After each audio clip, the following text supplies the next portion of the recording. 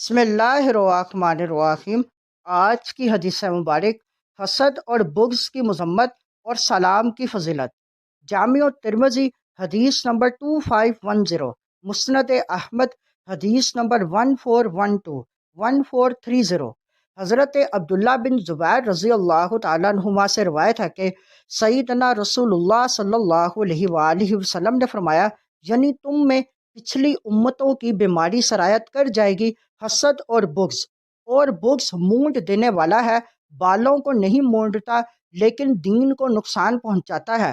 اس ذات کی قسم جس کے دستے قدرت میں میری جان ہے، تم جنت میں داخل نہیں ہوگے جب تک ایمان نہ لاؤ، اور تمہارا ایمان کامل نہیں ہوگا جب تک ایک دوسرے سے محبت نہ کرو۔ کیا تمہیں ایسی چیز نہ بتاؤں جو تمہارے اندر الفت پیدا کرے؟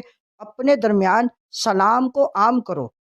اس حدیث مبارک میں بغض کو دین کے لیے نقصان دہ قرار دیا گیا، اس لیے کہ بغض آدمی کو نیکیاں کرنے، نمازوں کی حاضری اور اللہ تعالیٰ کی رضا کے لیے محبت سے روک دیتا ہے کہ جس کا سینہ حسد اور بغض سے بڑا ہو، اسے نہ اللہ کی رضا کے لیے کامل محبت ہوتی ہے، نہ عبادات میں ذوق نصیب ہوتا ہے۔